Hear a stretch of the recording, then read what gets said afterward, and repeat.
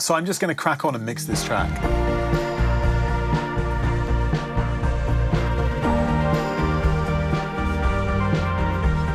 So this week's video is going to be a bit different. This is episode 5 in the series where I'm mixing this track from start to finish using nothing but the tools available in Logic Pro for no reason other than because I want to demonstrate how I approach a mix, how I make decisions in a mix, and how I mix to serve the feeling and the emotion of the song, rather than getting bogged down in specific mixing techniques and tricks and talking about this plugin or that piece of gear. I want to just focus on the feeling and the emotion. Last week's video was focused on how I shape the low-end foundations of the mix to build the rest of the track on top of, and this week we're going to be doing that building on top of those foundations. It's going to be a bit of a different video in the sense that I'm just going to mix this track as I would if I wasn't shooting a video. So there's going to be less talking, there's going to be more mixing. I'm not going to walk through every single individual detailed step of the process. Instead, I'm going to show you what my decision making looks like, and I will talk through some of those decisions as we go, but generally speaking, it's going to be focused more on mixing, less on the sort of individual details of every single step of the process. I have no idea what this video is going to end up like. I have no idea where the track's going to go, but let's find out. Let's crack on and mix it. So when we get to this stage of a mix where we built the foundations and there's a rough balance and everything just kind of needs putting in its place, my approach is just to play the track and listen through. If I hear any problems, just address the problems as I go. So that's what I'm going to do. I'm just going to address the problems. I know that there's like quite a lot of problems in this mix from verse 2 onwards, so we're going to start there. Babe, the sun is so hot here, did it get to you? I shake it up in the hemisphere.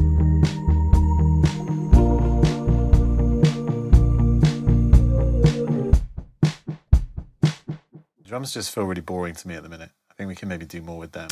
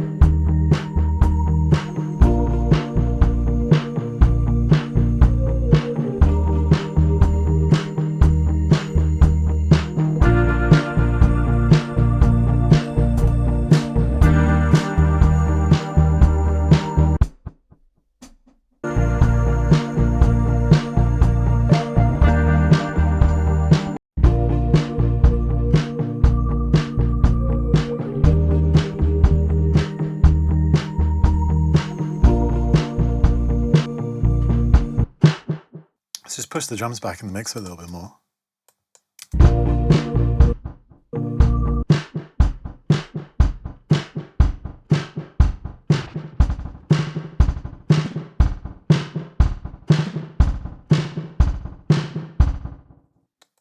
retry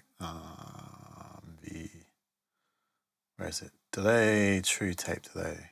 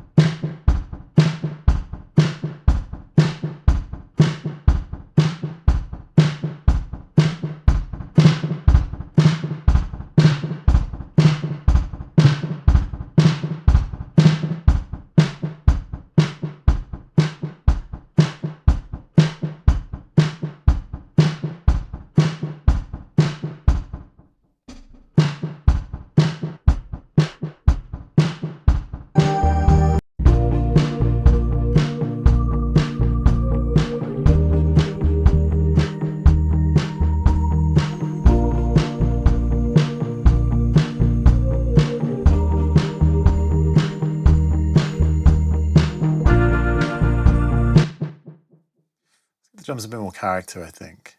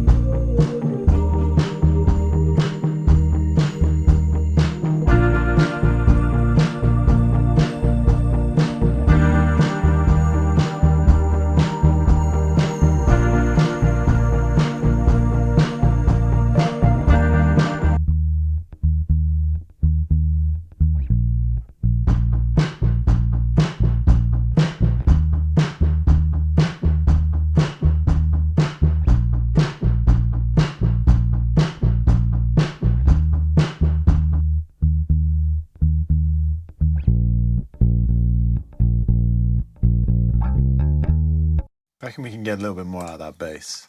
Let's just duplicate that bass track.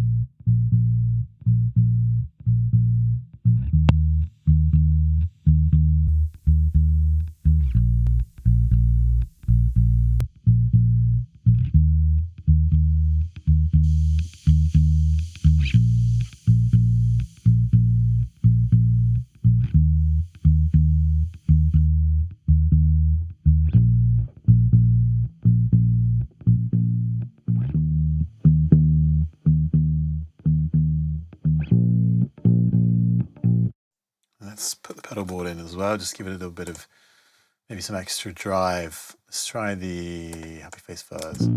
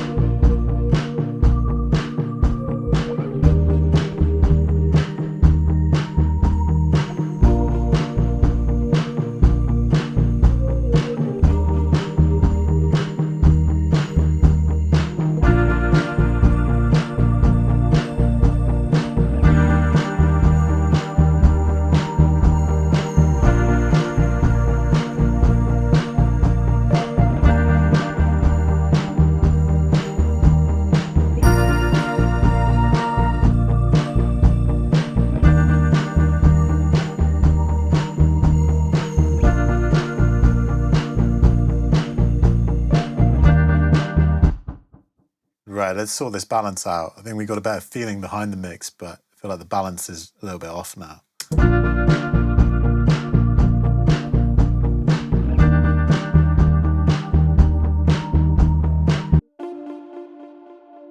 So these keys lean naturally more to the right.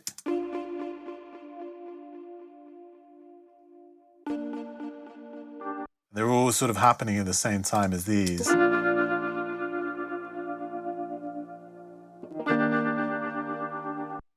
So if we want to create more width, we can pan the guitar to the left, and it's going to offset what's happening on the right, and that's going to create natural width and contrast.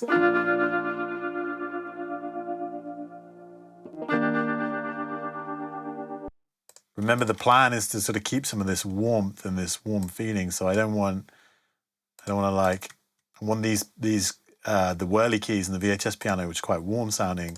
I want them to be present and to have kind of occupy quite a bit of space in the mix.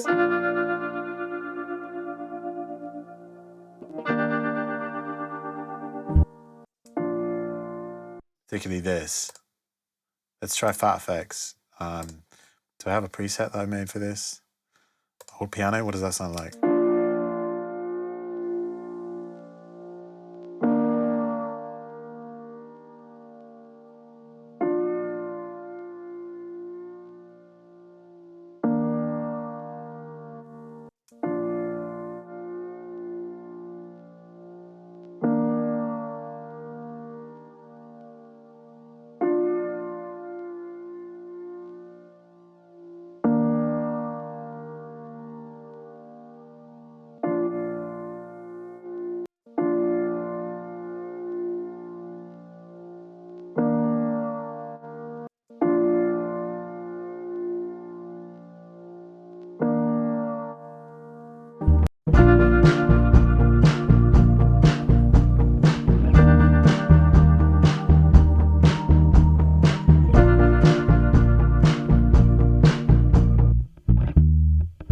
Something goofy going on in the bass. There's like way too much attack on that bass.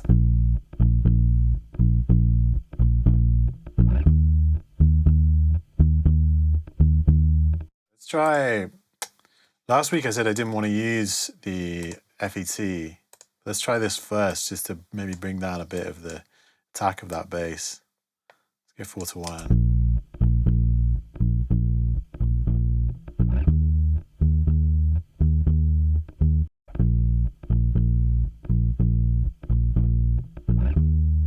That's doing something weird. It's like almost modulating that first note. Let's try some saturation instead.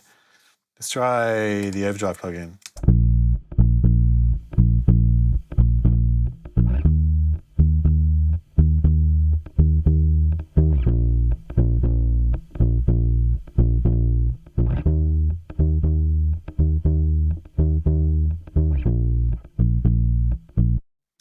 I wonder if we can actually just attack these individual bass parts on their own and get rid of some of that attack, because that attack is like, I think it's taken over the groove and it's really prominent to me in the mix.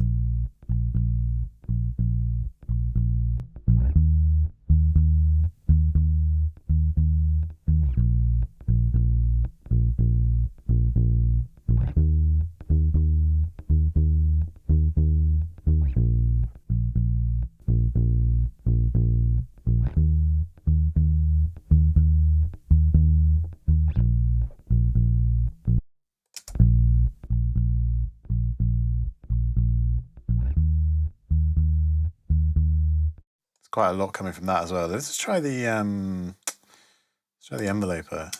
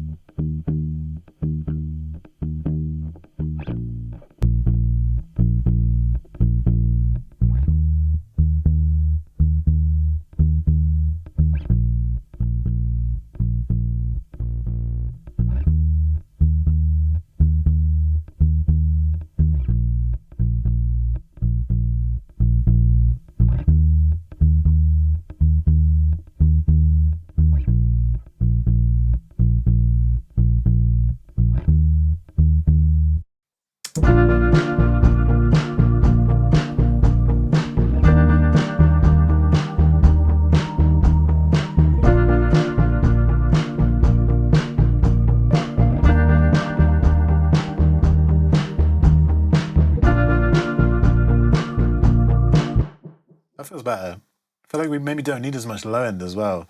And we can just maybe shave off some low end with a shelf.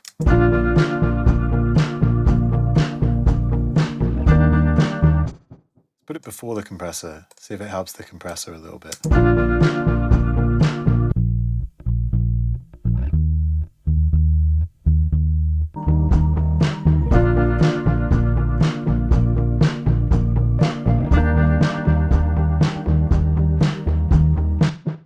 little bit more low end back in the drums.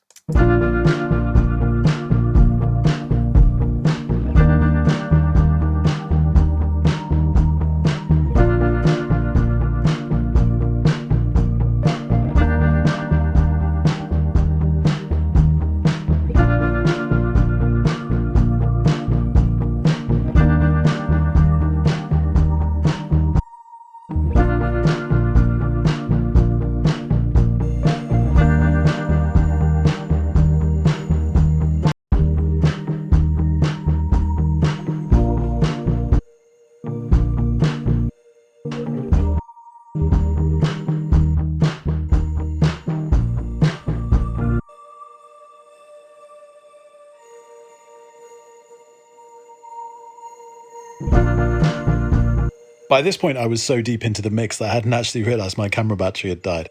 I do come back though, once I finish working on these synth parts.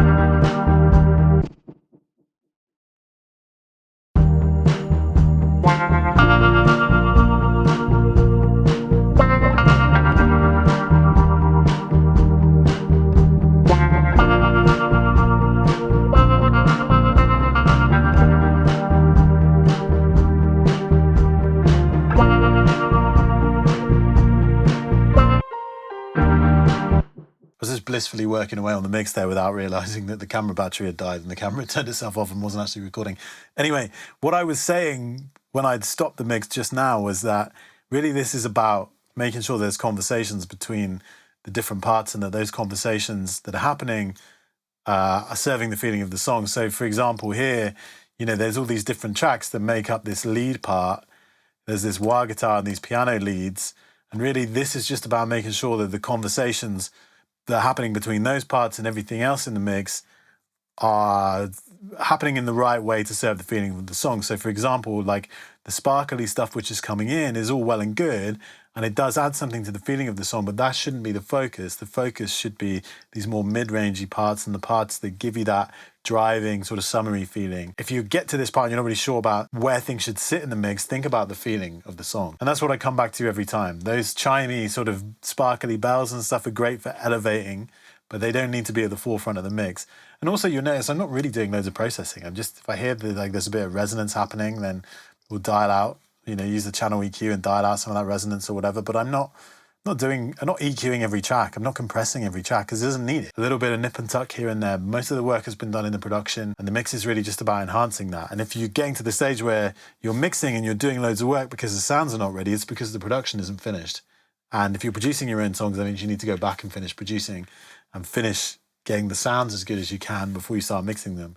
Or else you just go around in circles. And if you're mixing somebody else's song and you feel like the sounds are not up to it, then there needs maybe to be a conversation about whether or not it's ready for mixing. I feel like the reason people end up going around in circles is just because they're over-processing things and they're trying to process every single track in the mix and EQ and compress every single track, but you don't need to do that. You shouldn't need to do that, really. There may be occasions where you do need to do that, but generally speaking, most of my sessions look like this. It's all in the balance. It's all in, again, the conversations and the relationships between the different parts. I don't want to be going in and absolutely carving and boosting and compressing everything, because that's when it sounds overcooked. I think about it like this. If I listen and does something sound off? Is something sounding wrong? If so, can I fix it with the volume fader? If I can't fix it with the volume fader, then can I fix it with panning and placing it somewhere in the mix so that it sounds right or it cuts through and I can hear it? If I can't solve it with volume and panning, then it's a case of demand. Does everything make a noticeable difference? Does that thing that you can't hear even need to be there? Maybe you need to get rid of it. If it does need to be there and you still can't solve the issue, then that's when you reach for processing. But until I've been through that and I've asked those questions, I don't reach for any processing. And then when it comes to reaching for the processing, what is the simplest way of fixing that problem? And more often than not, it's just a case of a bit of nip and tuck with EQ and maybe leveling something out with a compressor if it needs.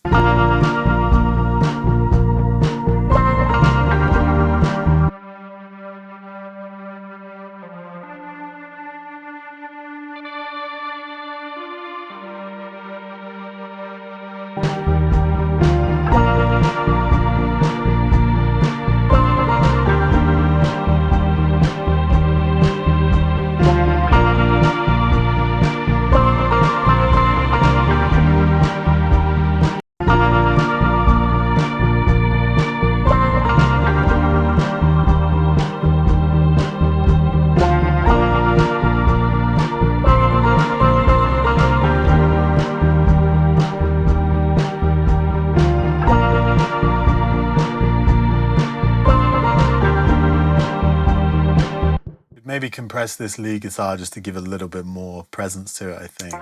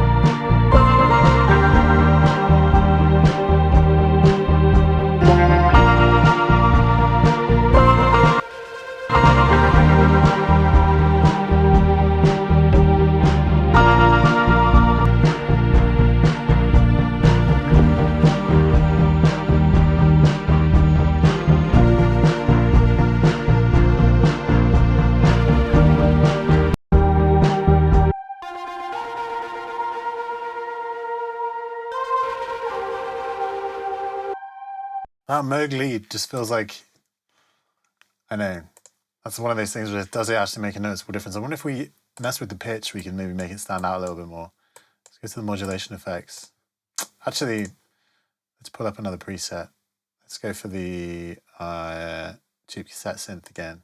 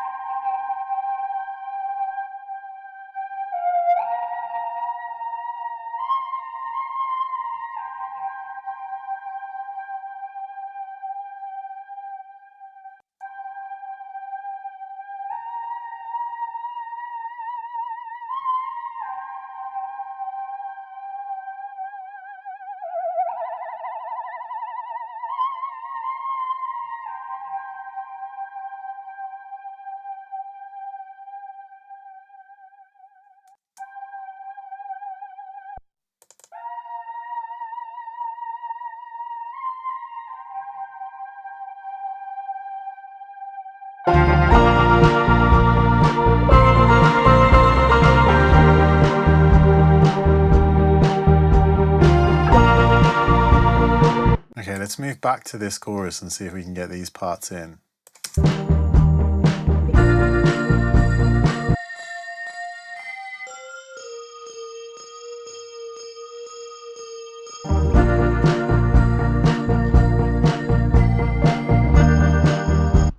We can move them around a little bit more. You just feel a bit like kind of taken away from where the groove is. Like they really take over. The stereo wide panel preset in autofill is really cool.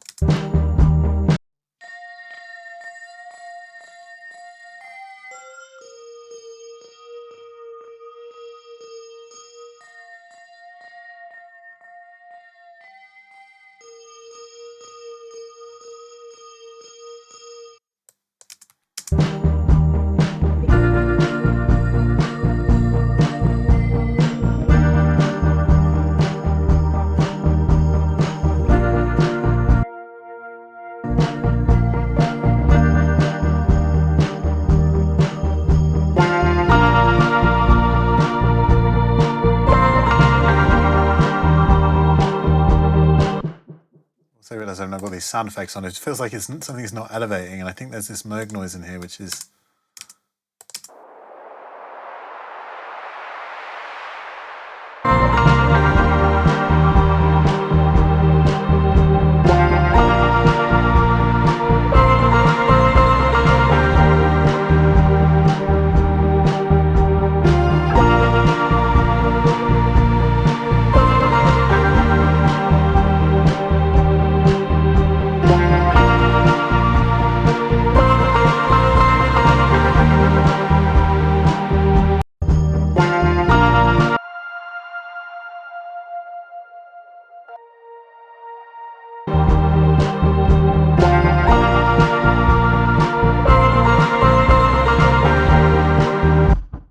let's say that's not making a noticeable difference. Let's get rid of that.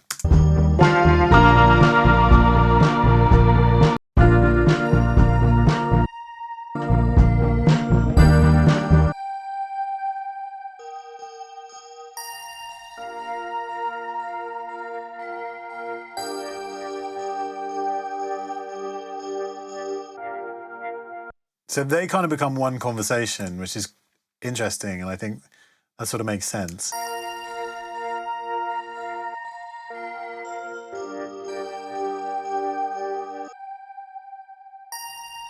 I think that can be pushed further back in the mix. I don't like to get too into reverbs and stuff just yet, but I think we could push this back into like a big room.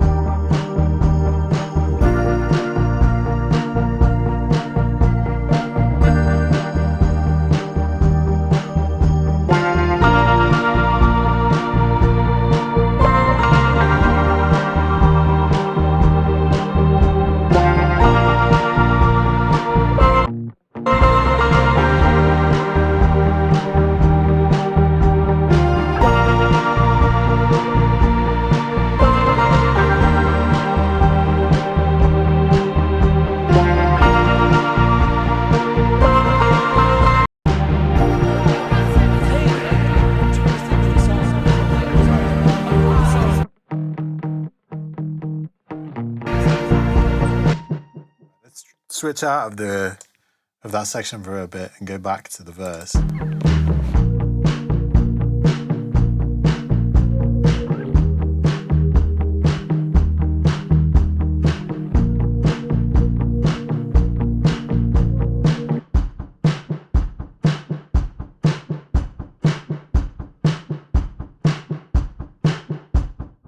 We can just add maybe a bit of...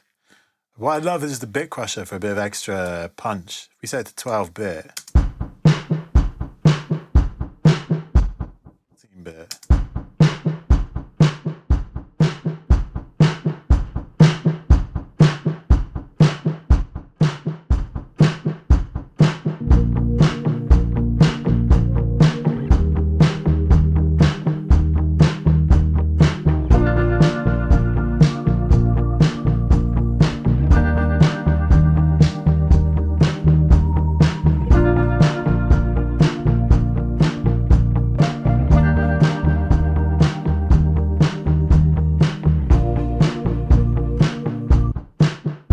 Yeah, cool. I said initially I wanted to feel like it was roomy and that there was this groove that sort of sat amongst everything, and that these sparkly elements can come in, and that all of this sort of movement happens, but really the groove is the foundation of the mix, and that's the thing that underpins it, and that the drums are present and you can feel them, but they're not totally up front in the mix. And I feel like we're doing a good job of that. I do feel like we could maybe make the drums a little bit more cohesive, and maybe that means using a longer reverb. Let's go to this mid-verb and let's try going to the Quantec Room Simulator and just bringing in some kind of roomy reverb on this.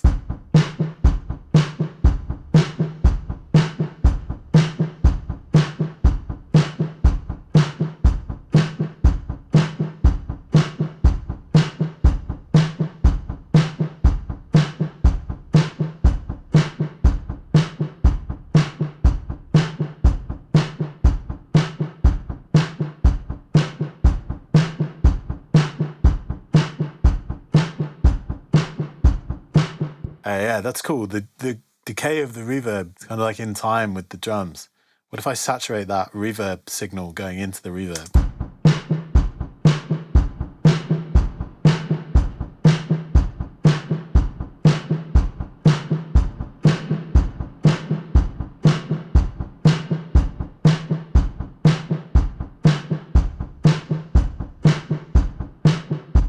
What if you add in like the Springbox?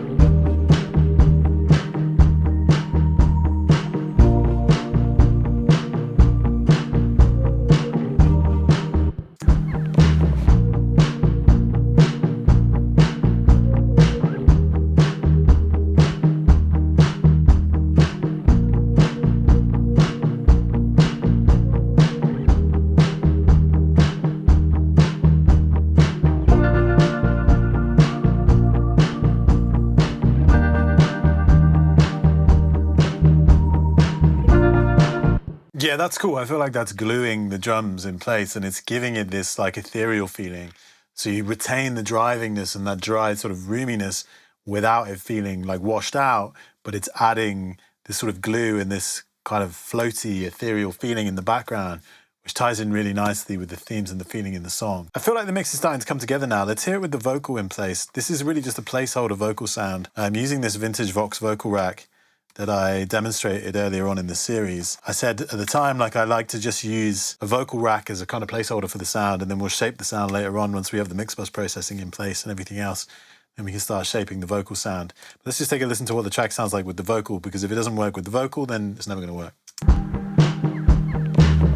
Take a ride Monday night and I'm a train wreck. The summer sings and I'm alive, but I'm still holding on. You went away, but can you call me when you get there? I'm a little out of sync and all my words come out wrong. Oh, say it like. Okay, so what the vocal is telling me is that there's too much mid-range in the drums. Take a ride Monday night and I'm a train wreck. The summer sings and I'm alive, but I'm still holding on. You went away, but can you call me when you get there? I'm a little out of sync and all my words come out wrong. Oh, say it like you mean it. For me, oh. All we're really listening for at the minute is the clash, like not the clash as in London Calling, the clash as in we're listening for, is there a clash between the vocal and anything else that's happening in the mix? And without changing the vocal, how can I make more space for the vocal? Because we haven't, like I say, we haven't done the actual vocal processing yet. This is really just a reference, a placeholder. And the first thing straight away, I was like, okay, the drums and the vocals are fighting each other for space. So that means we need to take something out of the drums. And just dialing a bit of that mid-range out of the drums with the graphic EQ is really, I mean, we're dialing a lot. We're not just dialing a little bit. That's like, 3, 4 dB, 3 dB out of all of this, scooping out all of this mid-range.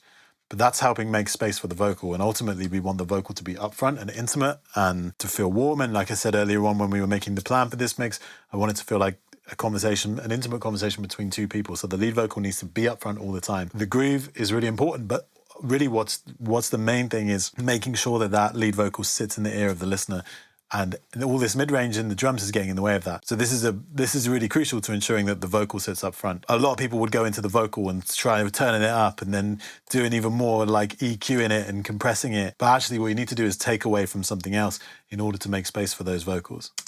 Take a ride Monday night and I'm a train wreck. The summer sings and I'm alive, but I'm still holding on. You went away, but can you call me when you get there?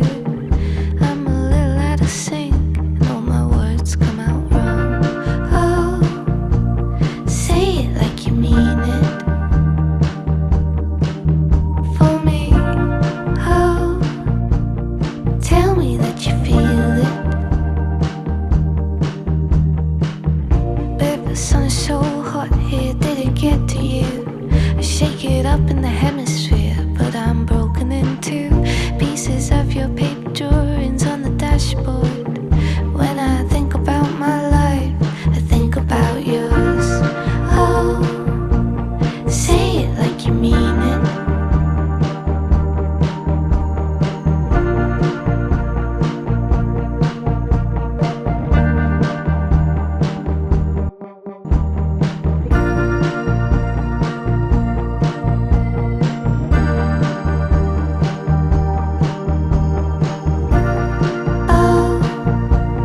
Tell me that you feel it.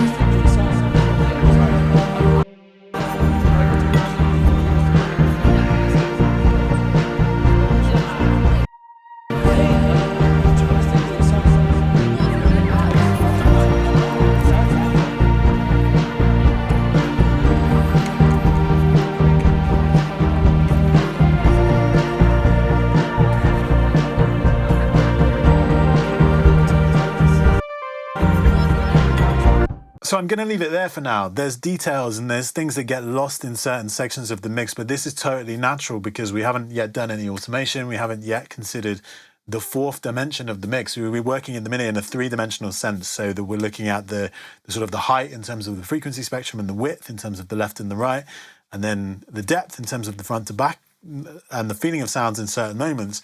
But the fourth dimension is time and how all of these things transform over time.